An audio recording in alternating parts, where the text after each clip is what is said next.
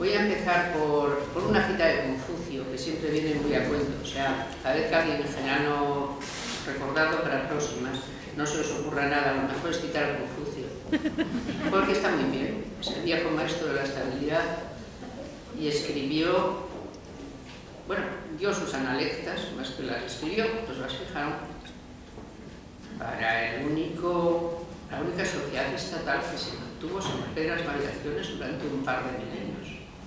Pues nada fácil esto.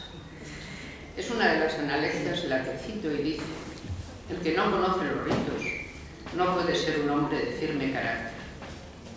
El que no sabe el significado de las palabras no puede conocer a los hombres. Tiene que ver una cosa con otra.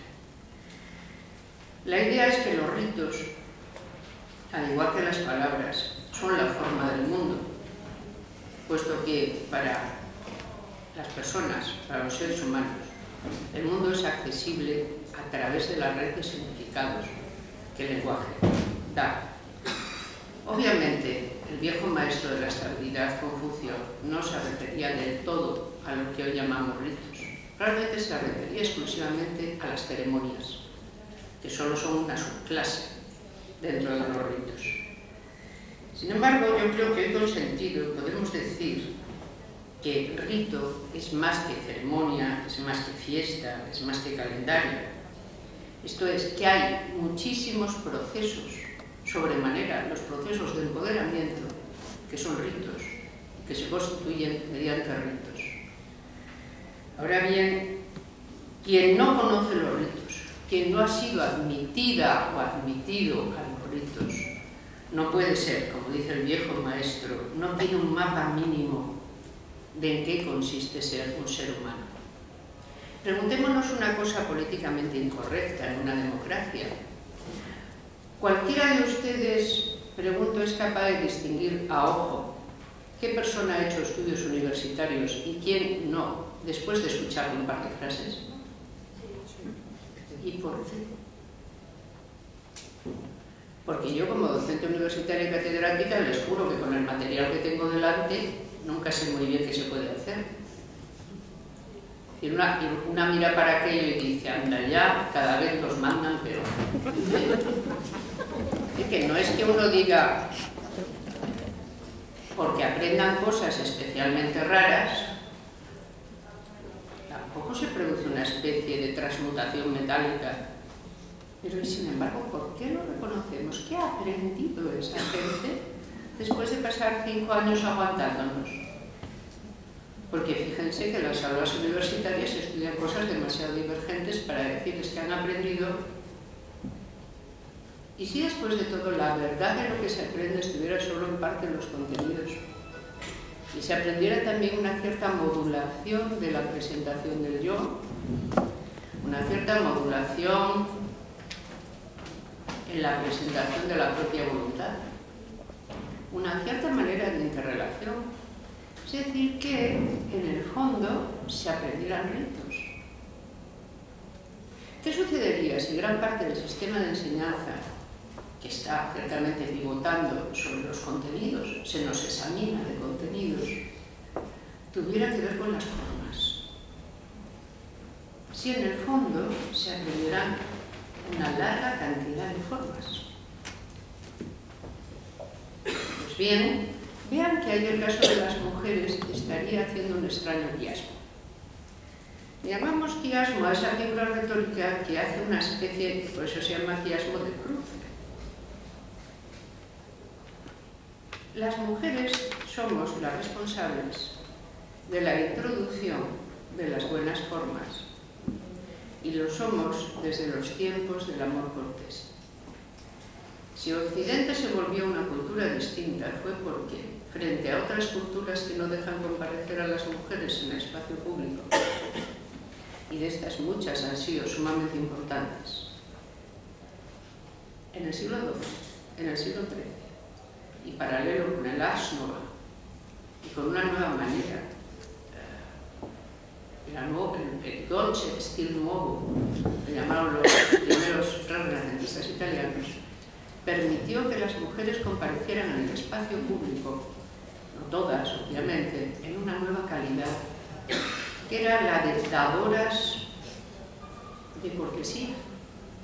Las mujeres pertenecían precisamente a dulcificar a sociedades profundamente masculinas, viriles, guerreras, bárbaras, y convertirlas en sociedades corteses y civiles, con su mera presencia, lo cual exigía de las mujeres, y algunas, de nuevo, primero el conocimiento de las formas, después una gran creatividad respecto de lo que podía ser admitido y una especie de deducción sistemática de elegancia en los modales, en los contenidos, en lo que se podía decir y en lo que no. Todas nosotras no hemos vivido en el siglo XII, yo sí porque nací en el XIII, pero eso es otra historia que pongo entre paréntesis, pero todas hemos heredado esa vieja normativa, donde no solo tenemos que dar de comer, que es lo que un ama de casa hace, ni dar de dormir, ni dar de follar. No, tenemos que dar de estimar, tenemos que dar de apreciar, tenemos que dar cortesía. Allá donde haya una mujer, se supone que la paz está asegurada. ¿Se habían dado cuenta de esta extraña cosa? En el sitio más remoto, en el lugar más extravagante del mundo, una mujer tiene que dar paz y seguridad a cualquiera que aparezca. Tiene que poner en el medio de la convivencia su capacidad de agrado, de limar las situaciones. Ella tiene que poner como un punto de humanidad al que un varón no está obligado. Y ahí está ella haciéndolo. Y esta obligación la hemos heredado. La hemos heredado todas.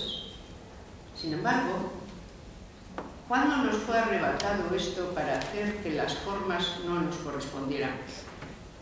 Por eso les digo, hay un fiasco. Actualmente somos capaces de reconocer, y lo hemos admitido antes, luego no podemos volver sobre ello, que somos capaces de reconocer a quien ha pasado por las instituciones de educación superior con solo que diga 2 clases y distinguir a aquellas personas que no lo han hecho. Luego hace un tiempo que nosotras dejamos de dar la forma del agrado pertinente. Hace un tiempo que ya no nos pertenecen los ritos de la cortesía y que estos son dados en otra parte con mayor calidad.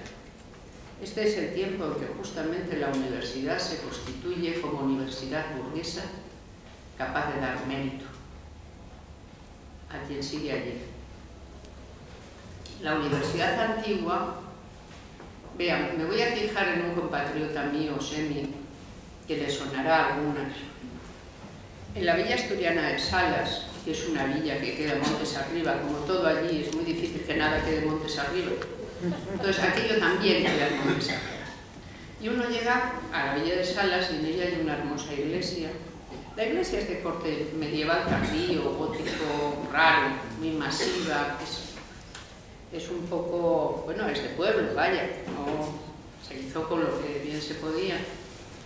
Dentro hay, sin embargo, un sepulcro impresionante del más grande de los escultores renacentistas, Pompeyo Leoni. Este sepulcro es el sepulcro del gran inquisidor don Fernando de Valdesalas. Fue gran inquisidor de las Españas, cosa estupenda. Llevó adelante los procesos de Valladolid y Sevilla, donde se cepilló a todos los alumbrados, que era como se llamaba aquella gente que tenían resabios erasmistas y quizá simpatías luteranas.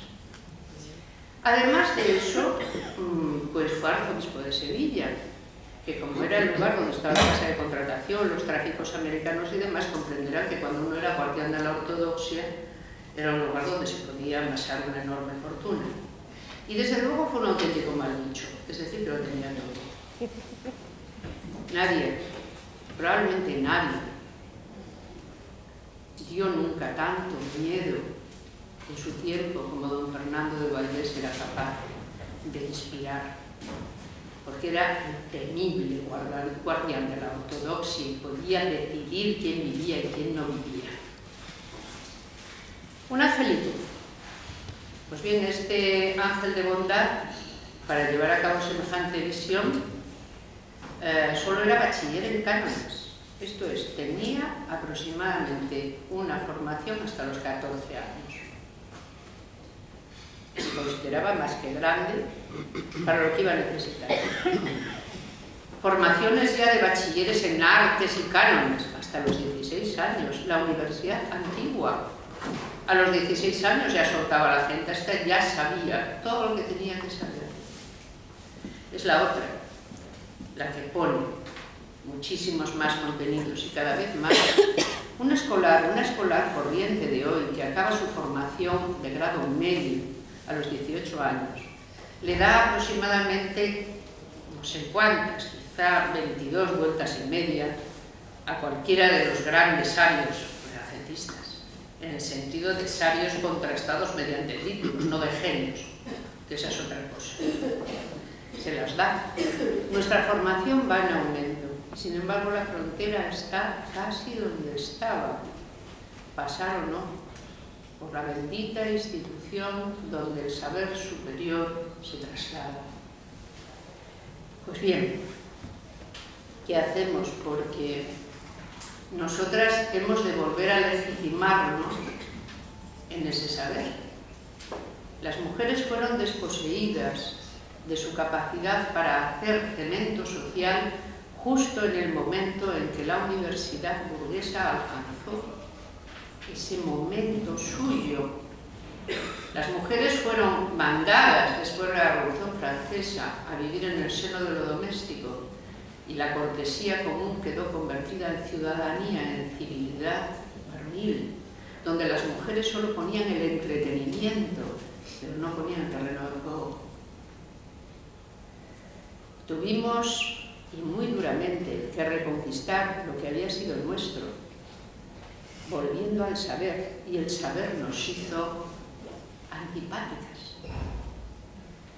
No es que el saber en las mujeres es una cosa que siempre ha quedado muy mal, porque el saber que había que tener era el saber del trato, el saber de la dulzura, el saber de la palabra oportuna, pero no el saber libresco. Recuerden aquello de don Francisco de Quevedo, un ingenio realmente torcido de la literatura española e hispánica, el cual decía que prefería muy mucho acostarse como era, con mujer sabia jamás, porque para eso ya cogía un tomo de Aristóteles y le hacía lo mismo, es decir, que no las quería él para esos asuntos.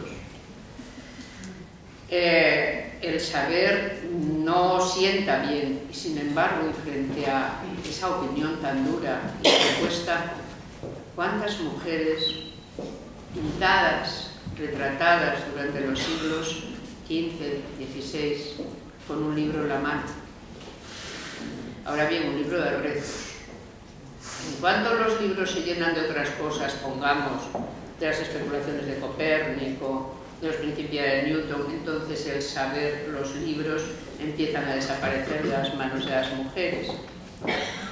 Y sin embargo fue el momento en que nuestras antepasadas los tomaron, de verdad.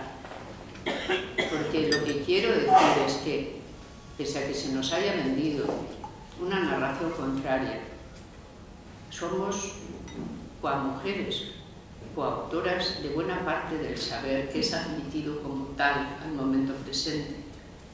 No ha habido ningún saber, ninguna técnica, ninguna tecnaria de la cual las mujeres hayan estado ausentes en estos últimos 3 siglos.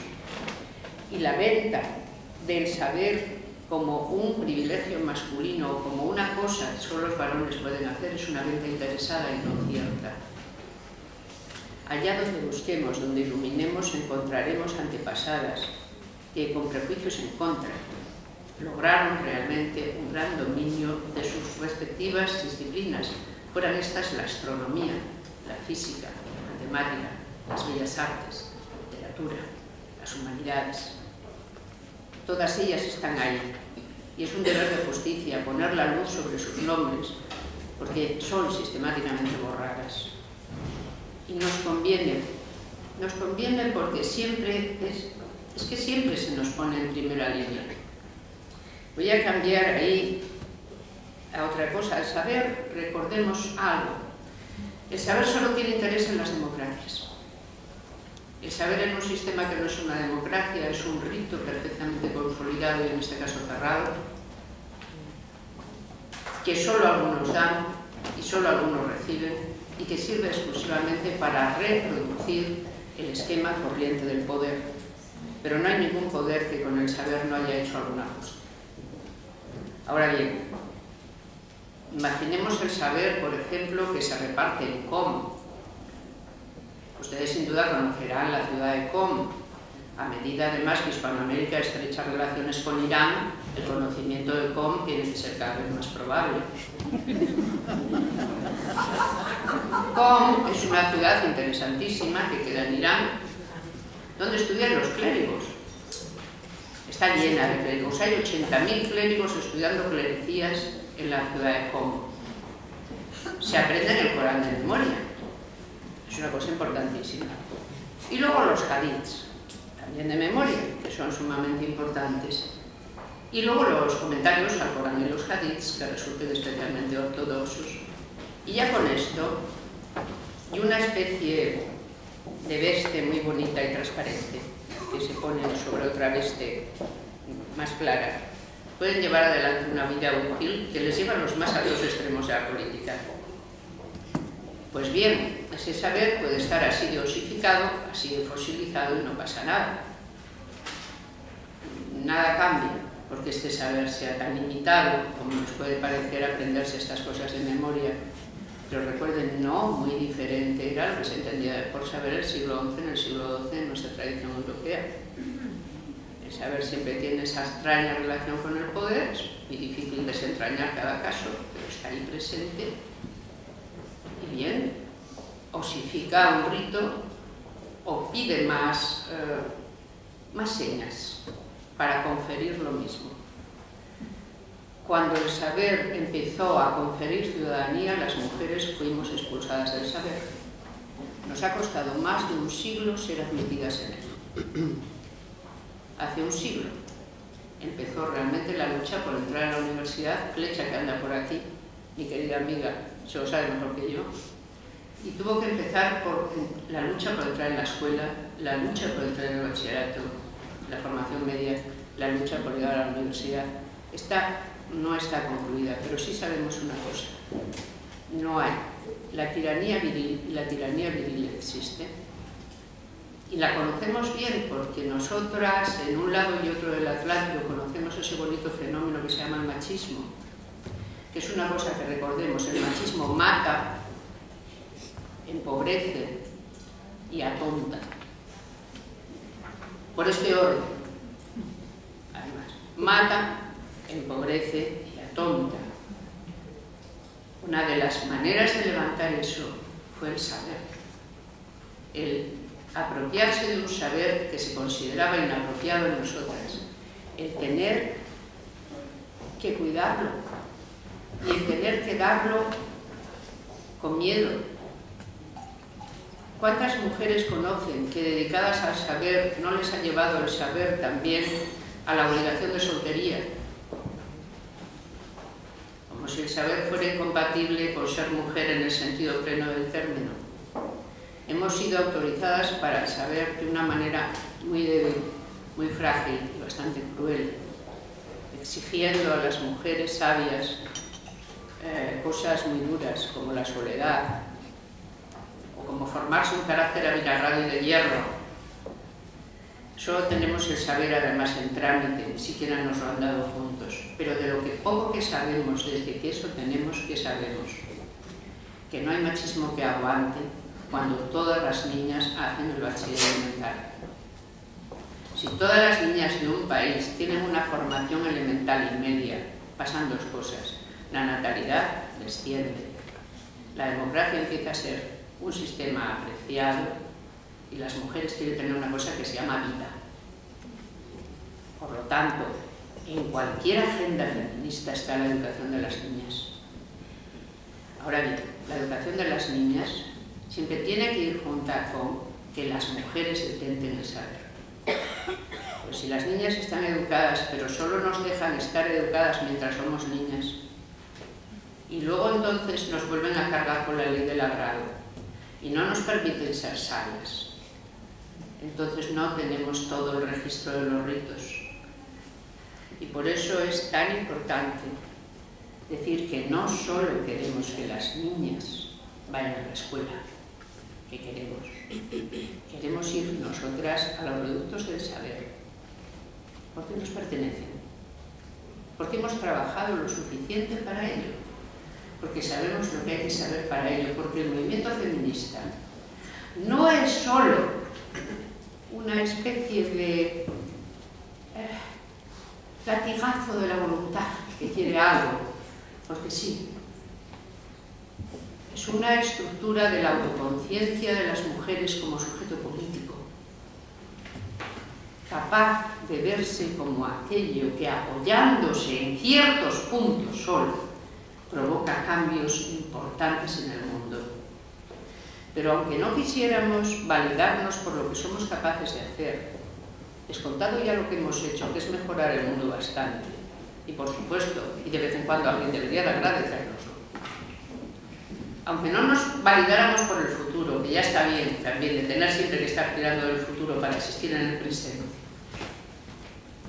nos queda lo que en efecto tenemos, la gran injusticia no solo de la escasa participación política, sino de lo que le da legitimidad a la participación. Vean, si logramos paridad, pero la imagen del sexo no cambia y es el sexo segundo y el sexo tonto, alguien nos estará concediendo amablemente a las tontas algo, porque de su bondad es tan grande y tanto le sobra que nos puede dar la mitad. Si no consigues la cumbre, no tienes lo que se supone que está en el terreno intermedio. Hay que tener, en efecto, a las niñas en la escuela y a las mujeres en el saber, porque esa es la única manera en que nuestro poder se vuelve legítimo, además de justo. Nosotras sabemos que es justo, pero para que esa justicia sea admitida por todos, lo tenemos que volver legítimo. Y solo el saber avala como mérito la legitimidad de una democracia. Por eso es importante que nos preocupemos de los tramos elementales de la educación, de los tramos medios, pero solo y también de las élites del saber. Mientras no sean nuestras, por lo menos en la mitad, no lo tenemos todo. La paridad se extiende al saber también. Y eso era todo lo que yo quería marcar hoy, además de los 38 folios. Gracias.